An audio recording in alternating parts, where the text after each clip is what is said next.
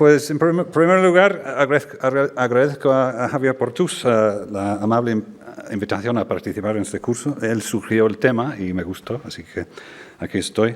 Y a Nuria de Miguel, a Pilar Carderera, a Susana Maraval y el equipo de los amigos del Museo del Prado por su organización, siempre de una elegante eficacia, y por su valentía en apostar en estos tiempos por una actividad cultural viva del museo y con conferencias presenciales y con un público de verdad en el auditorio. Para mí es un honor y siempre un placer estar en esta casa y más todavía con la oportunidad de hablar de Velázquez. Sé que lo que están pensando ustedes, ¿cómo ha llegado aquí este señor? ¿Cómo ha burlado todos los controles del COVID para llegar aquí?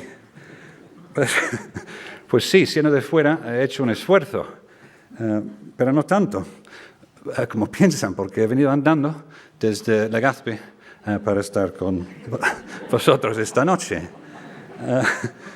La verdad es que llevo desde marzo aquí, vine aquí para el fin de semana de San Patricio en marzo, y con el inmencionable problema que tenemos encima, todavía estoy aquí dando clases online. Pues voy a hablar de la composición pictórica en Velázquez, en algunas de sus principales obras, desde dos puntos de vista interconectados. En primer lugar, vamos a reflexionar sobre el uso de las estampas o las imágenes ajenas, generalmente las estampas en sus composiciones, en sus procesos de componer. Y en segundo lugar, la necesidad de las consecuencias, la necesidad de hacerlo y usarlo, y las consecuencias de su uso para un pintor como él que pinta del natural. Y comenzamos con las fuentes. Comenzamos con este ensayo de Diego Angulo, a quien he pedido prestado el título de la charla. Velázquez, cómo compuso sus principales cuadros, de 1947. Que es un ensayo de varios que escribe en estos años Angulo, desvelando los usos de Velázquez, los usos de Velázquez en componer sus cuadros de estampas y otras imágenes, lo que nosotros llamaríamos ahora cultura visual de la época y de otros siglos anteriores. Y cómo usa estas fuentes como punto de partida para sus composiciones y para solucionar aspectos formales y como patrones para algunas figuras en sus composiciones. Y Angulo fundó toda una escuela de historiadores de arte que le han seguido en este tipo de investigación, destacando entre ellos Alfonso Pérez Sánchez, quien escribe el prólogo de la edición de su ensayo, el ensayo de Angulo, editado de nuevo en 1999 para el centenario de Velázquez, donde Pérez Sánchez destaca el carácter vanguardista en los 40 de buscar fuentes visuales que hizo Angulo en este ensayo. Y para empezar, para poner en acción la metodología, vamos a empezar con algunos ejemplos sacados del propio texto de Angulo. Para la fragua de Vulcano, Angulo propone dos de las obras públicas más importantes del Greco, y que seguramente interesarían a Velázquez, como a todos, ¿no? El San Mauricio del Escorial y el expolio de la Catedral de Toledo. Y Angulo saca, voy a ver mi pantalla, invirtiendo el San Mauricio, dice que la composición de la fragua viene de la disposición de las figuras de San Mauricio y su legión en el primer plano del Greco. Y además dice que el sayón que prepara la cruz del Señor es el motivo de donde saca la idea Velázquez, incluso la figura formal del cíclopes que está trabajando en la fragua.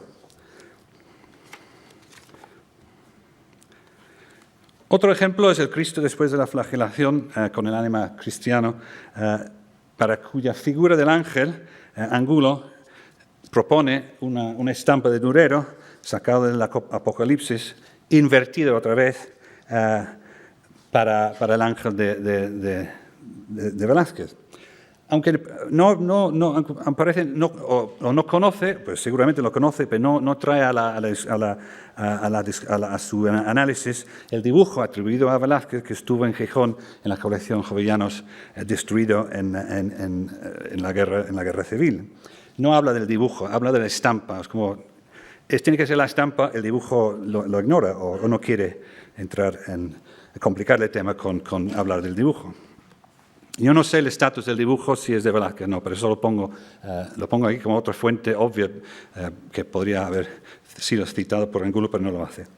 Y Angulo trabajó muchísimo las hilanderas. De hecho, es Angulo quien deshila el tema mitológico del cuadro, como la fábula de Aracne.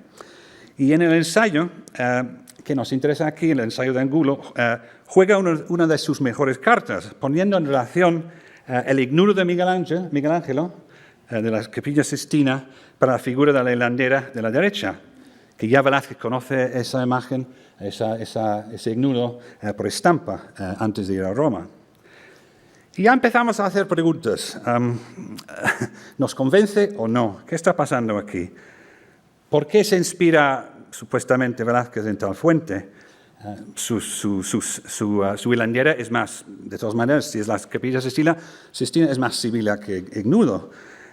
Es una fuente citada, una fuente velada, una prueba del ingenio que requiere un recíproco esfuerzo de ingenio de parte del espectador, espectadora, para verlo, como ahora está en la literatura velazqueña, que ejerce el ingenio de esta forma.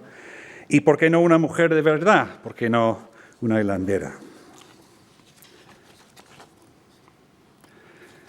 Y el ensayo de Angulo, el comienzo del ensayo de Angulo, comienza con la rendición de Breda, para el cual propone un mayor número de fuentes visuales todavía. Entre sus fuentes, las fuentes de Angulo o las fuentes de Velázquez, es muy confuso, propone el veronés que está en las colecciones aquí, aunque vino después, el centurión ante Cristo, para lo que es la composición en general y también la relación entre Cristo.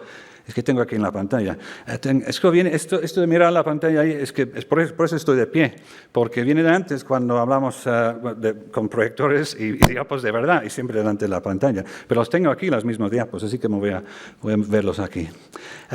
Entonces, esa relación lo propone como relación entre los dos generales, el holandés y Spínola, y también propone esta estampa de Bernardo de Salomón del siglo XVI, del encuentro entre Abraham y Melquisedec en silografía para la misma relación. Incluso hay lances ahí, como se ve aquí en la parte derecha. Dice que esta tiene que ser la fuente para Velázquez.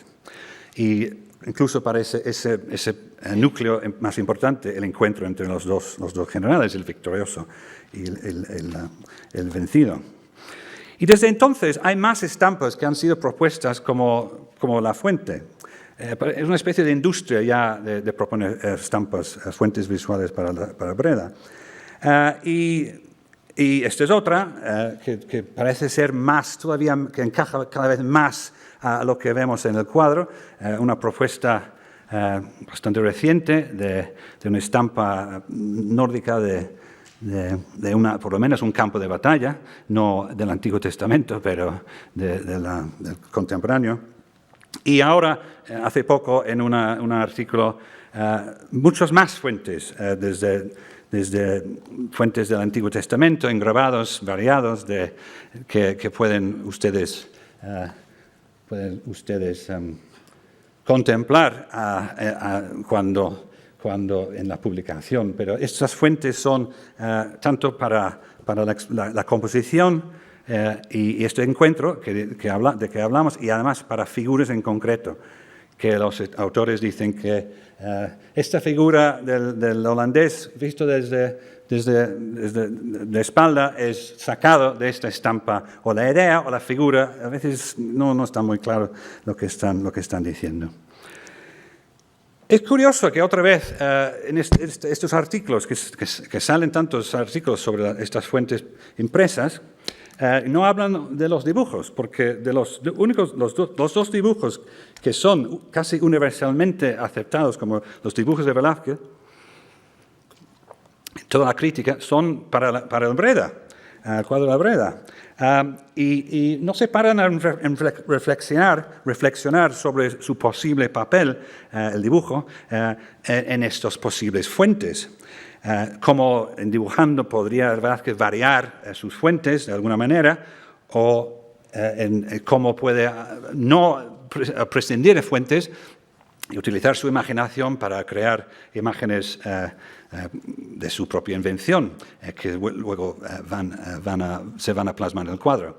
Pero son dibujos problemáticos realmente, porque yo no soy experto en dibujos, pero me parece que tienen sus problemas.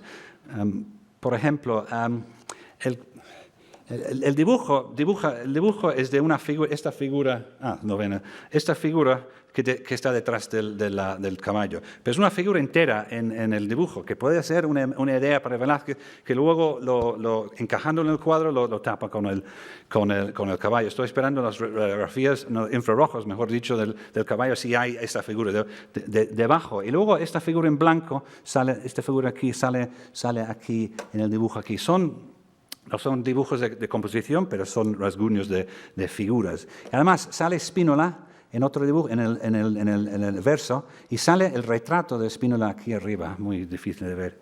Entonces, con el afán de buscar fuentes grabadas siempre, es que aquí hay cuestiones, yo creo que más interesantes, ¿no? Para reconfigurar este enfoque, a lo mejor, en cómo Velázquez concibe sus cuadros. Pero entre los más interesantes, creo, y los más convincentes, creo, de los ejemplos que pone Angulo en su ensayo para el Breda, es el vínculo que él hace Angulo y Velázquez, por lo que él dice, entre el expolio del Greco y las lanzas en lo que es en la parte derecha de los españoles del cuadro de Velázquez y lo que es lo que son la gente alrededor de Cristo en el cuadro del Greco. Hay algo ahí, ¿no? Yo creo que hay alguna relación que vale la pena ver, ¿no? Pero Angulo lo deja tal cual, como eso es una relación formal. Y los límites de su enfoque formalista se descubren justo en este momento, porque si hay alguna relación de algún tipo entre estos dos imágenes, seguramente se basa en su afinidad científica, una afinidad científica entre los dos pintores. Y esto se ve en el interés de ambos pintores en los efectos ópticos de color y de luz, en representar las cabezas en una zona de enfoque variable, que las cabezas se enfocan, no se desenfocan al mirar el grupo, ¿no?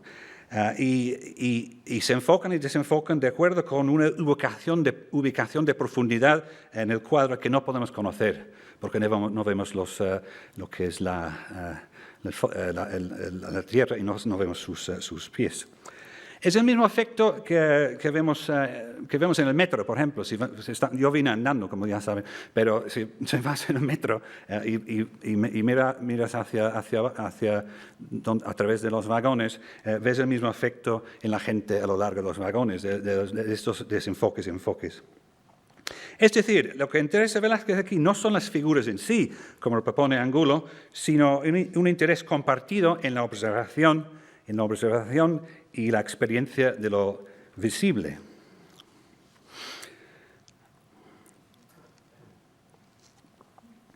Ahora podemos matizar la aplicación de esta metodología en el caso de Velázquez. En primer lugar, este tipo de historia del arte se da por hecho que todos los pintores recurren por defecto a estampas y otras imágenes a la hora de componer sus cuadros. No es el caso, aunque algunos sí lo practican más que otros. Zurbarán y Alonso Cano son casos relevantes. Es una historia del arte que trata las pinturas como si fueran puzzles. Como si fueran puzzles en espera de ser solucionados siempre y cuando tenemos las piezas que faltan. Y por consecuencia, supone que las piezas, las fuentes, existen ahí fuera y pueden ser encontradas porque lo dicta la propia metodología, como si de una profecía autocumplida se tratara. En segundo lugar, ¿cómo se sabe y cómo se argumenta que tal fuente grabada es la clave de una composición o de una figura? Esta pregunta conlleva cuestiones del relativo estatus de las fuentes mismas. Las estampas, por ejemplo, no son una mera herramienta de trabajo de los pintores, son obras de arte en sí, de mucho prestigio. Conlleva cuestiones de la disponibilidad y el acceso a las fuentes por parte de los artistas y de los historiadores de arte. Nosotros vivimos por primera vez tenemos en la pantalla una selección de una cantidad de imágenes sin precedentes en la historia, que no era así en el pasado. Conlleva cuestiones de la relevancia y coherencia de las fuentes, como hemos visto y como veremos a continuación, y conlleva cuestiones sobre el grado de visibilidad de fuentes para los espectadores, en el caso de Landera y Miguel Ángel, por ejemplo, si son deliberadamente invocados por parte de los pintores que los usan para ser reconocidos en una especie de homenaje. No lo sé. Y en tercer lugar, ¿qué tipo de necesidad de consultar fuentes grabadas tienen los pintores? Y en particular, ¿qué utilidad tienen en los procesos creativos de los pintores que nosotros llamamos naturalistas, como Velázquez? ¿Y cuándo, cómo y por qué usaban tales fuentes para sus composiciones? Lo último es importante porque el concepto de Velázquez que quiero sostener aquí es precisamente el de un pintor del natural. Un pintor, como dice su suegro Pacheco, lo describe así, que siempre tiene delante del natural. Y el examen de algunas de sus composiciones en sus obras principales nos permite hacer otra serie de preguntas. Perdona por preguntar tanto, es que los alumnos se quejan de mí porque dicen siempre son preguntas y nunca soluciones, nunca contestaciones. Pero es un problema, sí, lo sé. ¿Qué es el pintor? ¿Qué es pintar el natural en términos de práctica? Y si el dibujo preparatorio no es una práctica habitual en Velázquez, como parece ser, ¿cuáles son las consecuencias pictóricas y sus ventajas y desventajas al no hacerlo a la hora de componer? ¿Y cómo desarrolla Velázquez el concepto del natural y sus convenciones a lo largo del tiempo? Y aquí me refiero a su profundización en una representación científica basada en la observación y la experiencia óptica a la que hemos referido en la pintura de Breda y sobre lo que algunos otros en este curso ya han hablado. Así que miramos unas obras principales de Velázquez para matizar estas cuestiones. La mujer, en la época sevillana de Velázquez, en sus primeros años, la mujer friendo huevos es obviamente pintada del natural, obviamente, con figuras o modelos familiares delante del pintor y los objetos, o mejor dicho, atrezos alrededor de ellas para crear una escena de una cocina. Seguramente no todos ahí al mismo tiempo, en las figuras por lo menos. De muy poca profundidad, todo en primer plano, el pintor está de pie, está viendo de un punto de vista alto y muy cerca a los elementos, el movimiento de las elipses, que siempre dicen, es que Velázquez no dibuja, no sabe hacer elipses, es una consecuencia de estar demasiado cerca a los motivos y demasiado alto respectivo a ellos, porque se mueven así, con el movimiento delante del caballete, se mueven las cosas delante. Por no hablar de una cierta ansiedad en Velázquez en querer explorar y enseñarnos su concavidad y su materialidad. Aquí la propia concepción del cuadro y el propio acto de pintar de este cuadro descarta la necesidad de recurrir a ninguna fuente gráfica como referencia específica de la composición o figura.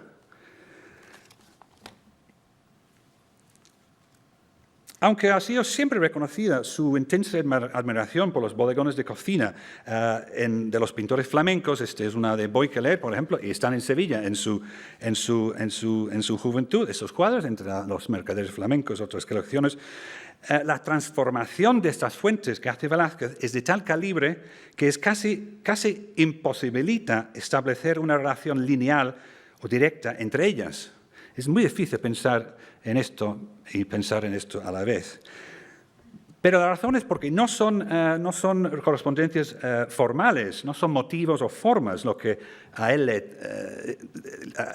traen en estos cuadros, sino el camino que le abren, el hecho y la oportunidad de pintar el natural que el bodegón le ofrece y que se valora. Boyke lo valora y Velázquez lo labora. Y vemos siempre en Velázquez esta transformación de Fuentes a través de sus ideas, a través de en el más básico sentido, a través de su replanteamiento del natural, de pintar el natural, de lo que él quizás ha visto en otras imágenes ajenas. Pero estoy complicándolo bastante, pero creo que vale la pena. Las obras tempranas de Velázquez plantean un problema que se suele atribuir a Velázquez joven entre los estudiosos. Y es que es la idea de que él fallaba en la composición y fallaba en la proyección de sus figuras en su juventud, y que iba mejorando a lo largo del tiempo. Ese es un modelo del progreso del artista que es muy arraigado en la historia del arte. Es que lo hemos visto en esta casa en varias conferencias ya. Y un buen ejemplo que es este cuadro que se expuso en Sevilla en 2014 y alrededor hubo una conferencia, un congreso donde se discutía sus características y su atribución, si era de Velázquez o no era de Velázquez. Es un cuadro de gran formato, que es de las colecciones de la Universidad de Yale, de Santa Ana enseñando a leer a la Virgen Niña. Pues hay varios campos de puntos de vista sobre este cuadro y los detractores, los que no creen que sea de Velázquez, pero creen que es un seguidor de Velázquez, apuntan la aparente falta de tres componentes en sus obras tempranas, y cita, que falta una interpretación original del tema, que falta una técnica innovadora y que falta el uso de modelos vivos. Sin embargo, yo veo los tres componentes aquí, y creo que es de Velázquez. Otros de los detractores ven una falta de unidad compositiva y una incoherencia espacial en la colocación de las figuras al lado de otras obras tempranas, como la adoración de los magos de esta casa. Pero estas son acusaciones que se pueden lanzar a muchos de los pintores en la estela de Caravaggio, los llamados seguidores de Caravaggio. Yo quiero volver a Caravaggio, no como también esta obsesión, no he dicho obsesión, esta compulsión, ¿no? Pulsión para buscar cuáles has visto, cuáles no has visto, qué Caravaggio copias había. No tanto así como que conoce a Caravaggio, es decir, como pinta la idea de Caravaggio, alguna copia conocerá. Pero quiero volver con Caravaggio, no en ese plan, pero en otro plan, como modelo de pintar del natural. Y de todas maneras, estas supuestas faltas en la composición pictórica, ahí está Caravaggio en una copia. De todas maneras, estas supuestas fallos en la composición pictórica de Velázquez joven derivan de unos criterios estéticos de unidad, de coherencia y de coherencia pictórica aparentemente universales, que son heredados de una historia del arte del Renacimiento italiano, básicamente en la historiografía por lo menos, y sostienen un modelo del progresiva conquista del espacio pictórico a través de la perspectiva lineal, por ejemplo, que no es siempre relevante. No es relevante para Caravaggio aquí, y no es relevante para muchos pintores de su escuela. No es tan relevante tampoco en una cultura visual local, como Sevilla, del momento, donde los artistas dialogan más con la escultura. Así que una composición como el propio Adoración de los Magos, que parece amontonar las figuras en una especie de horror vacui en primer plano, y hablo en tono despectivo, medio citando estas críticas. Por ejemplo, estas faltas, lo que vemos faltas, pueden responder más a modelos locales de escultura en relieve, donde se ve efectos paralelos. De hecho, el cuadro de Yale responde a un grupo escultórico en sí mismo. Y este problema de los amontamientos del horror vacío, todos estos términos, vuelven en el caso de los borrachos, pagado en 1629 y en una composición de hasta nueve figuras. Volveremos a eso.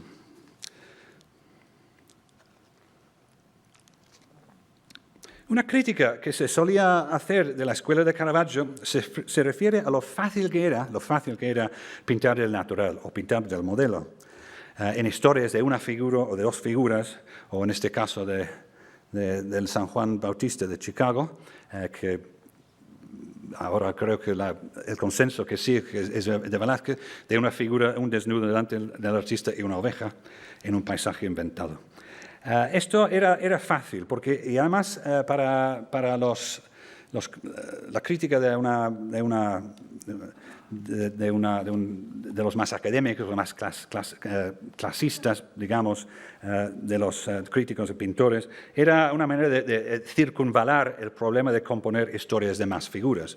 Es muy fácil pintar o copiar. Yo no creo que los pintores, ni la idea de copiar no es tan fácil. Siempre cuando somos Velázquez, estamos pintando a este señor delante de nosotros. A la hora de pintar, siempre, bueno, ha sido mi experiencia, siempre el pintor tiende a no corregir o mejorar, pero sintetizar lo que ve. Y en un cierto modo sí mejorar lo que ve. Entonces la idea de copiar que Caravaggio, por ejemplo, hace, que no es básicamente no editar lo que ve, tanto como otros. Pero en Velázquez yo creo que hay algo de eso que es más complicado que en su caso, y en el caso de muchos pintores, que solo copiar fácilmente lo que ve delante. Encima, copiar lo que tiene uno delante tampoco es tan fácil como dicen los que nunca han pintado nada. Y Velázquez como Caravaggio, sobresale en composiciones de un reducido número de figuras. El Cristo de Londres, que tiene 3, y la cena de Maus de Nueva York, ambos de su primer periodo en Madrid. Y tal como Caravaggio, Velázquez pinta figura por figura, y encaja las figuras en una composición desde el primer plano hacia la profundidad de la escena. Se ve en la radiografía del Maus, por ejemplo, el señor que está en primer plano está pintado primero, luego pintado encima del de atrás, incluso Cristo se encaja en ese espacio dejado a la izquierda. Es una manera de pintar bastante racional cuando un pintor trabaja desde modelos delante de él en su estudio. Y se ve también en casi todas las pinturas la misma adoración es lo mismo, y también en los borrachos.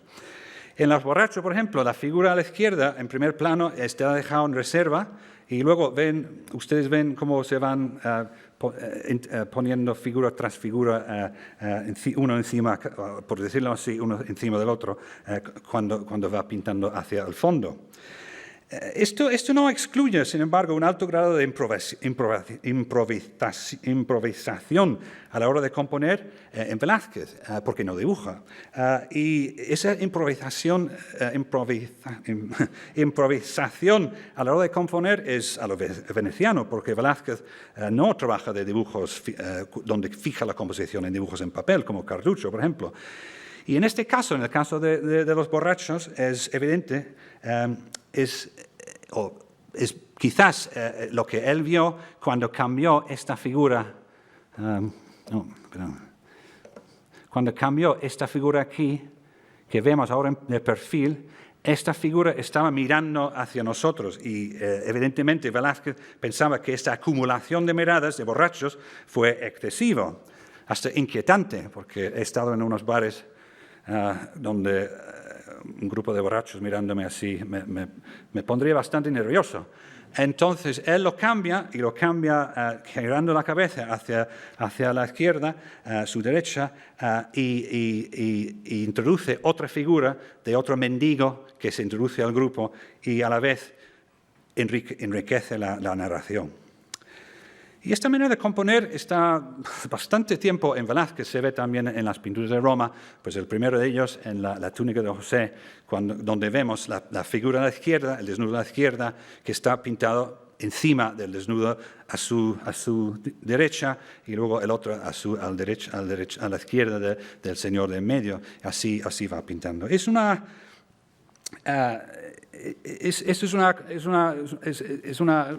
manera de componer que está con él desde hace mucho tiempo y como digo, es una consecuencia de pintar de figuras delante de él y en este caso luego ya habiendo hecho las figuras encaja el pavimento y encaja el espacio alrededor de ellos, no al revés, como algunos otros hacían.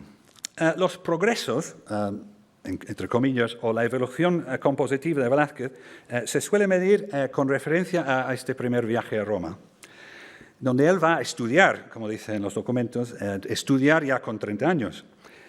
Y se suele medir con referencia a los dos cuadros que aparentemente pinta ahí, creo que sí que los pinta ahí en este viaje entre 1629 y 1631. Uno es la túnica de José, enseñando lo que es la túnica delante de su padre Jacobo, y otro es la fragua de Vulcano, dos historias de gran formato, en cierto modo a lo italiano del Antiguo Testamento y la mitología clásica. Estuve arriba hace poco viendo la fragua. Bueno, como viene a una conferencia en este curso sobre los viajes a Italia, me remito a ella para saber qué hace Velázquez en Italia. Solo apunto de paso el peligro de hacer de este viaje un curso académico formal, más bien conocido por un programa de estudios un poco más tarde de la Academia Francesa, por ejemplo. Es muy difícil saber realmente lo que hace Velázquez en cuestiones de sus estudios, digamos, cuando está en Roma. Pacheco, el suegro, que Pacheco escribe este tratado del arte de la pintura, donde hay muchos fragmentos sobre su yerno. Pacheco dice que Velázquez dibujó del último juicio de Miguel Ángel en la Sistina. Pero ¿cómo dibujaría? Tiene acceso, eso sí, no todos tenemos acceso y nosotros tenemos, no es un sitio como ahora es que Miguel Ángel no lo sabía, por supuesto, pero cuando pinta el infierno abajo, y ustedes, nosotros somos turistas viendo, estamos literalmente en el infierno con la cantidad de gente y el ruido que hace y lo incómodo que es. Pero eso de paso. Pero ¿cómo dibujaría ahí? Las figuras, las más altas son grandes, pero se pueden dibujar. Las de la bóveda muy difíciles. Y además conocía ya las estampas del juicio y las estampas pueden ser incluso más útiles para estudiar a pesar de sus deformaciones, a pesar de las censuras, los desnudos, etc. ¿Y por qué? Más bien, y otra pregunta es ¿por qué Velázquez dibujaría ahí? ¿Y qué aprendería dibujando ahí? Quizás esto es una especie de wishful thinking de parte de su suegro basado en los ideales de un incipiente academismo de su parte y de su construcción de Velázquez y quizás la construcción del propio pintor, del pintor mismo, que sirve sus fines en el tratado de proyectarle como un artista ideal en su propia imagen, en la imagen del suegro. No lo sé. De hecho, lo que no menciona Pacheco es lo más importante. No menciona Pacheco las dos historias romanas y no menciona lo que son las obras más personales y más revolucionarias de Velázquez en este primer viaje, las vistas de la Villa Medici en Roma, seguramente o probablemente porque no las conocía. Estos dos cuadros que están ahora arriba en las salas, en la colección permanente, cada vez más me fascinan porque realmente son pinturas ya pinturas hechas al plein air, al aire libre, siglos antes de los impresionistas franceses, y son toda una declaración de intenciones de Velázquez, creo, sobre lo que puede ser el pintar del natural. Además, son muy personales para él. Están con él durante toda su vida y luego llegan las colecciones reales de este modo. ¿Y qué vemos en estos cuadros?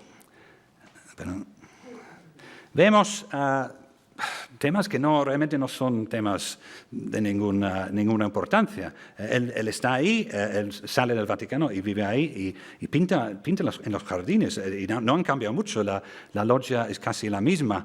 Pongo el ejemplo aquí arriba de una persona que quiere ver en los cipres en los árboles, una estampa para los cipres, que ahora son otros árboles, que los cipres que él vio, tiene que haber una estampa. No basta pintar del natural en sí, tiene que ser en Velázquez en la cabeza una estampa para los propios árboles que ve con sus propios ojos. Perdona, me estoy poniendo perdiendo un poco la paciencia, pero no quiero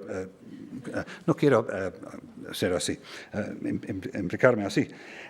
Pero ¿qué están haciendo la gente en estos cuadros? Están mirando las antigüedades. Hay dos señores, hay una persona colgando la ropa, dos personas hablando de una estatua y otro señor al fondo mirando una estatua muy famosa de la Cleopatra, la Ariadne, y un jardinero que está, puede ser Velázquez en los propios jardines. En este caso tendría que inventarse sí mismo, no usar un espejo. Pero estos son realmente, en Roma está explorando lo que puede ser el pintar el natural y tiene que, aunque no son figuras, y no sé qué categoría de cuadros son, no son paisajes tampoco, son vistas, pero ¿qué son estos? Son muy importantes, muy distintos y son ejemplos de lo que él está pensando en lo que puede ser la pintura natural, como digo, muchos siglos antes lo que conocemos como el impresionismo. Y de este supuesto cuaderno de viaje, un cuaderno de dibujos que Velázquez lleva consigo, que Diego Angulo quiere dar como la explicación de todo este salpicar de fuentes que propone para Velázquez, no ha sido encontrado nunca. A este dibujo que pongo aquí, que siempre lo pongo porque está en el verso de este dibujo que está atribuido a Velázquez, de dos caballos, que es de una Venus. Pero lo pongo porque es curioso, pero no tengo explicación. Puede ser, puede que no. Pero volviendo a estas historias y al tema central de la conferencia, vamos a hablar un poco de la fragua. La fragua está pintada en Roma, a lo italiano, como os he dicho, y representa un momento climático de la narración, cuando Apolo le cuenta a Vulcano la infidelidad de su mujer Venus con Marte. No es una narrativa dispersa con referencias a otras partes de la historia, en este caso es solo esta escena. Sin embargo, todos conocían la historia. Es que si no conoces la historia, el cuadro no tiene sentido ninguno. Y conocían la historia a través de sus lecturas o a través de las imágenes. Y la gente que veía el cuadro lo encontraba fácil extender la historia en sus imaginaciones, en sus conversaciones delante del cuadro. Desgraciadamente, estas conversaciones no han sido escritas en papel.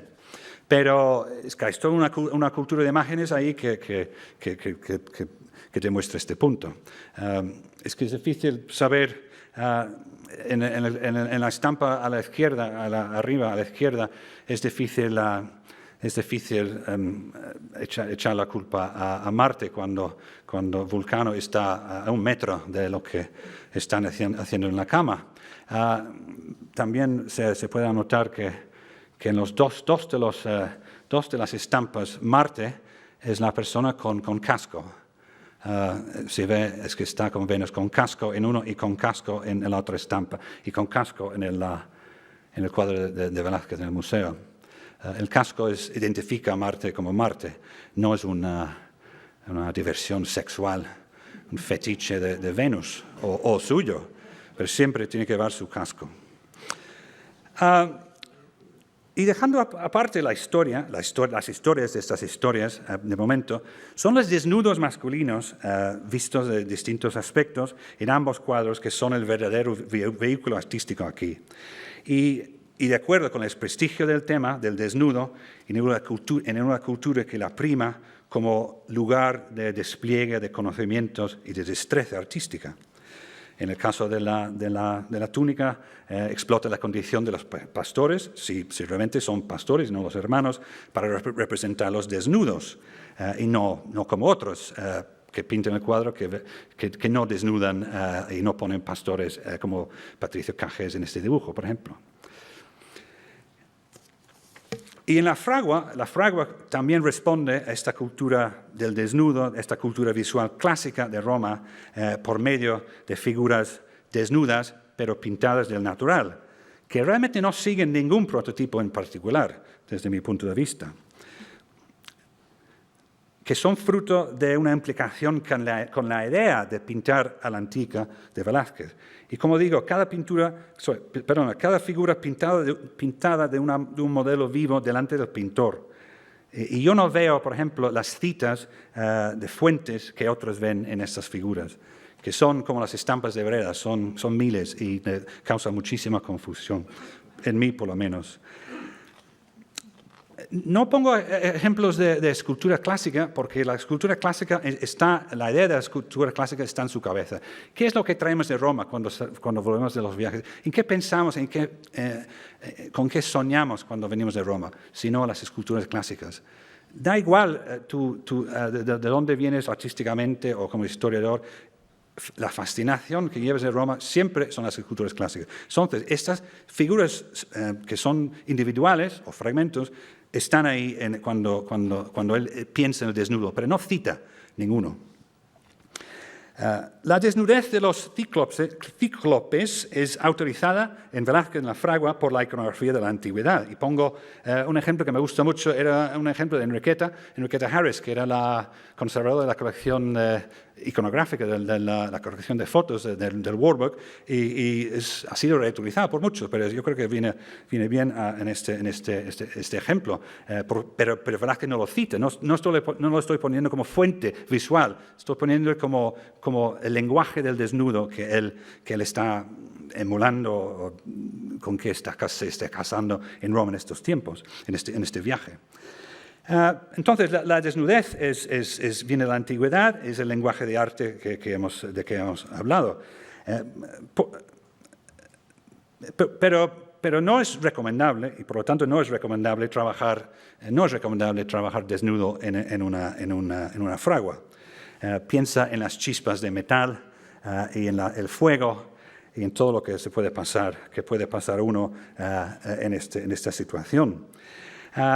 Y la fragua que él pinta es básicamente una pesadilla en cuanto a las normas de salud y seguridad de hoy y de entonces. Lo vi arriba y otra vez, y uno tiene estas faldillas no valen.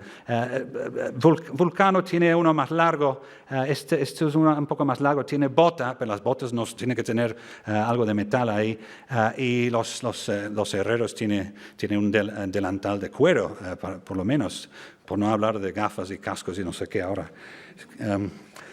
Y es más peligroso estar en esta fragua como estos cíclopes y dioses, porque todas las herramientas son reales y identificables. Y esta afirmación se basa en la autoridad de mi hijado, John, que es herrero. Y voy a poner en la publicación un apéndice con todas las herramientas identificadas para que ustedes lo vean. Reales sí, las herramientas reales sí, pero están dispuestas de una manera un poco caótica en Velázquez. Mi padre siempre decía que el artesano tenía que saber tenía que tener orden y saber siempre dónde estaban sus cosas.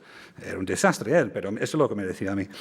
Pero porque realmente son propiedades, están dispuestos ahí como pictóricamente en la fragua. Son propiedades o atrezos de teatro que son claves en crear una puesta en escena con verisimilitud.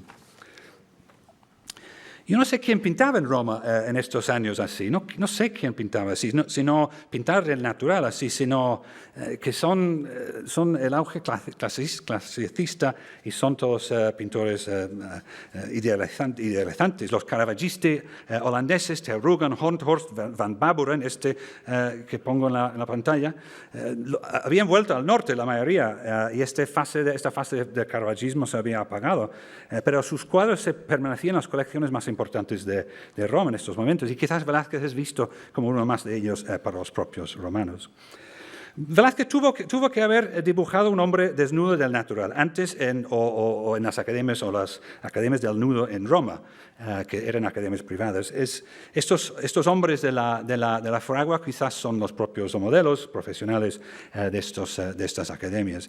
Es muy difícil encajar la figura entera, es que es muy fácil dibujar trozos, pero encajar la figura entera es muy difícil. Es una disciplina que él tiene que haber sabido. La anatomía superficial se entiende bastante bien y no importa la más profunda. La anatomía superficial, sin embargo, es real. Estos son figuras de verdad. Y además, los tonos, o sea, lo que es el color de la piel o la encarnación, los flesh tints en inglés, a la luz de día.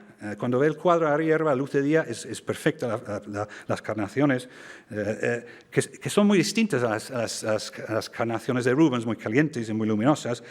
Es particularmente sensible Velázquez a estas cuestiones. Viene de Sevilla, donde hay un debate sobre cómo encarnar las estatuas ahí. Y esas veladuras sucias que se ven a la restauración de los cuadros en la radiografía y que se iban a quitar en el momento son testimonio de este interés del pintor en la pintura, donde puede llegar la pintura.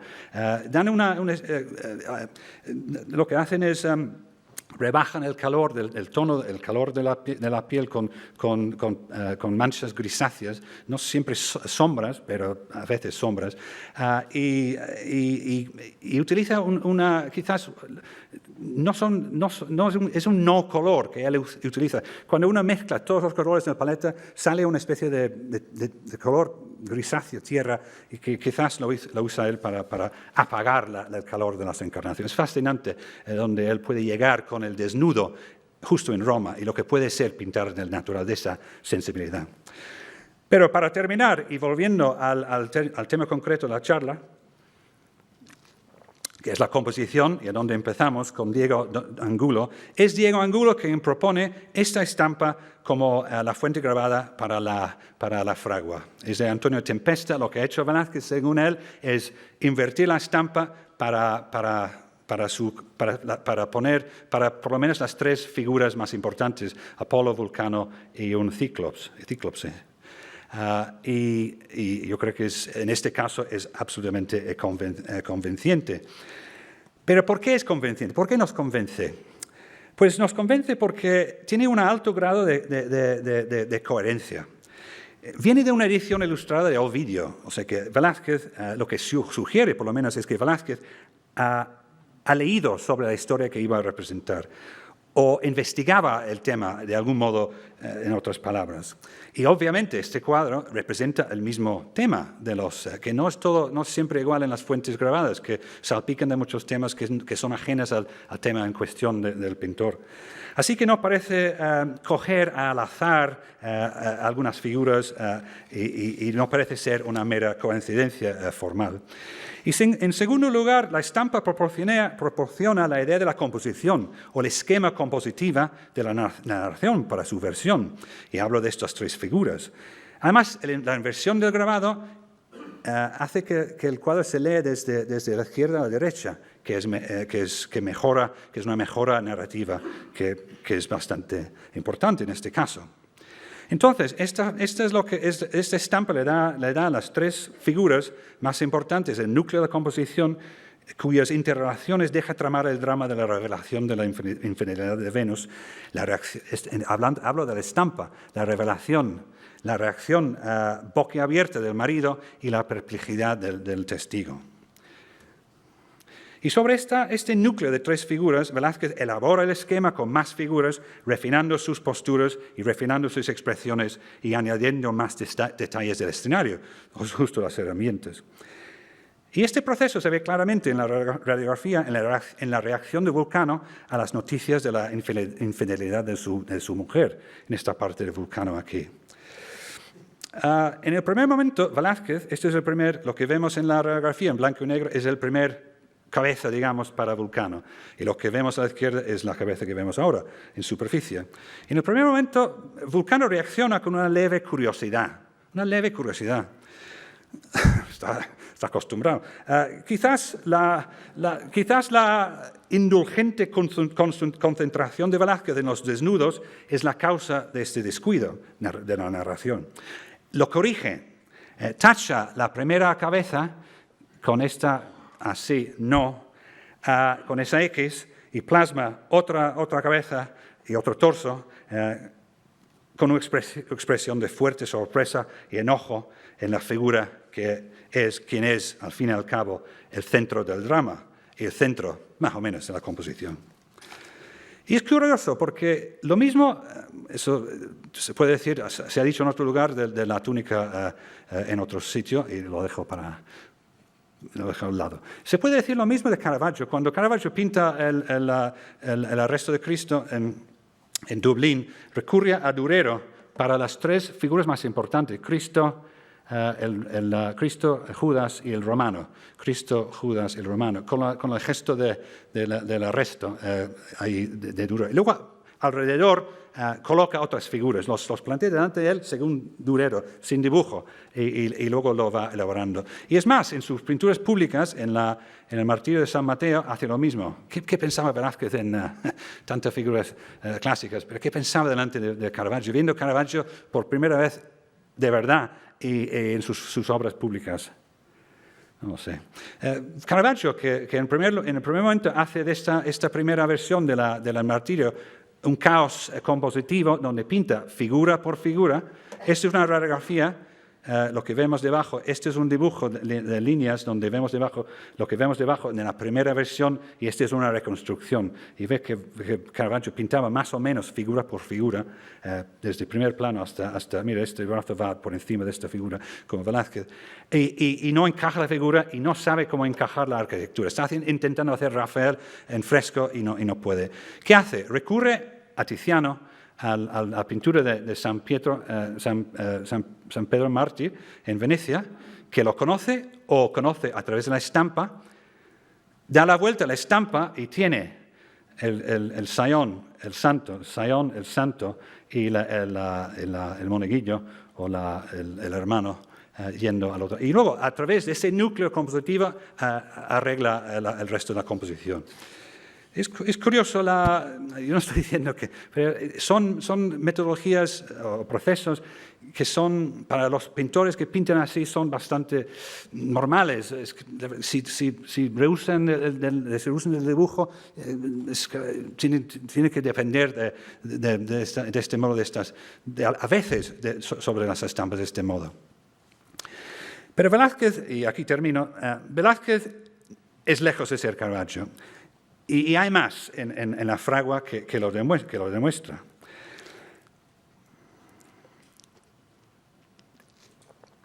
No solo las figuras de cuerpo entero que se leen, no solo en las figuras de cuerpo entero, que es en un cuadro grande, que se leen de tamaño, de alguna forma como de tamaño real, no solo las figuras, pero el espacio que ocupan, en este caso es más profundo que en otros cuadros que hemos visto antes del viaje a Italia. En este sentido, Velázquez ha tenido que abarcar cuestiones hemos visto ya en otras conferencias la cuestión del campo visual, pero también dentro del campo visual es la profundidad del campo visual, y lo abarca de una manera bastante original y bastante atrevida. Y me refiero básicamente a este señor que está detrás de esta figura en el primer plano. Este es un hombre que, según mi hijado, está trabajando en los fuelles. Bueno, yo no los veo, pero según él lo está haciendo. Él está pintado de una manera bastante diferente a las figuras del primer plano porque está más desenfocado. Y este cambio de enfoque expresa lo que es el espacio entre el primer plano y estos otros planos que hay detrás, el fondo. Además, es de un tamaño mucho más pequeño que las figuras del primer plano.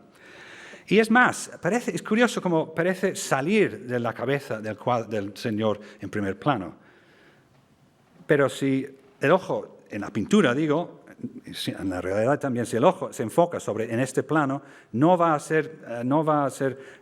esto no va a complicar la relación, no se va a complicar mucho porque el ojo del espectador está leyendo en el cuadro cómo se lee en la realidad esta profundidad de campo.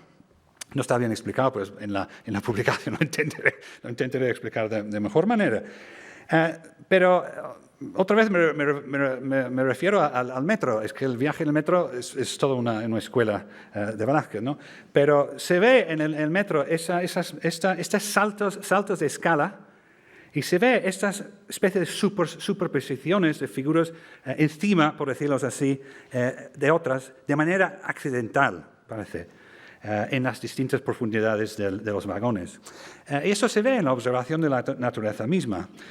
Y eso se explicará un poco más en el texto, es un efecto muy distinto a componer sobre papel y disponer figuras en una composición sobre papel racionalmente en un espacio proyectada en dibujos previos. Y de nuevo pienso en Carducci, que coloca las figuras de una manera totalmente distinta.